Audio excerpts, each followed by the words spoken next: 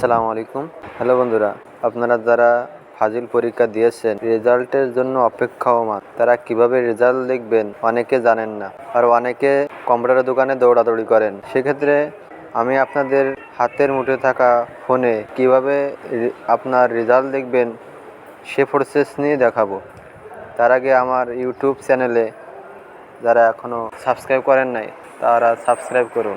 আমার ইউটিউব চ্যানেলে সাবস্ক্রাইব করুন এবং বন্ধুদের সাথে শেয়ার করবেন, যাতে তারা আপনার বন্ধুরা রেজাল্টটা হাতের মুঠো থাকা ফোনের মাধ্যমে দেখতে পারে। তো চলুন তাহলে কিভাবে হাতের মুঠো ফোনে রেজাল্ট দেখবেন। সেক্ষেত্রে আপনি আপনার ফোনে ক্রোম ব্রাউজার ওপেন করবেন। আমি আমার ক্রোম ব্রাউজার ওপেন করলাম, অথবা গুগলে সার্চ করবেন। আমি আমার ফোনে ক্রোম ব্রাউজার ওপেন করলাম। সার্চ বার দেখতে পাচ্ছেন, এখানে সার্চ বার যে এই যে সার্চ দেখতে পাচ্ছেন, সার্চ করা অপশান, এখানে সার্চ করতে হবে ইসলামিক আরবি ইউনিভার্সিটি রেজাল্ট, এটি লিখে আমি সার্চ করলাম। এবার ইসলামিক আরবি বিশ্ববিদ্যালয় এর উপর ক্লিক করতে হবে। ক্লিক করলাম, তারপর একটা ফর্ম দেখতে পাচ্ছেন।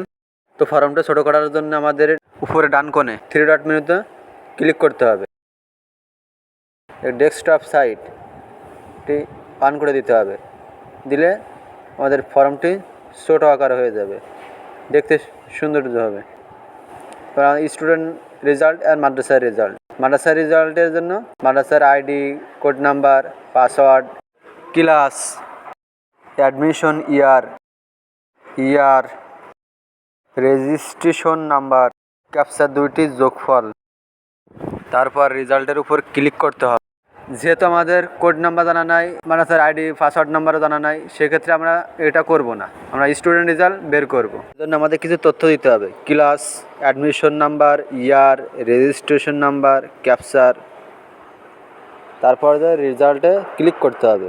আমি আমারটা দিয়ে দিচ্ছি, ক্লাস ফাজিল ফার্স্ট, অ্যাডমিশন ইয়ার 2023, ক্লাস ইয়ার ফাজিল সেকেন্ড ইয়ার, রেজিস্ট্রেশন নাম্বার আপনি আপনারটা দিয়ে দেবেন, আমি আমারটা দিয়ে দিচ্ছি। তারপর ক্যাপচার 2টি যোগফল। এবার ডান কোণে নিচের দিকে রেজাল্টের উপর ক্লিক করতে হবে। তো বন্ধুরা দেখতে পাচ্ছেন আমাদের রেজাল্টের শিট।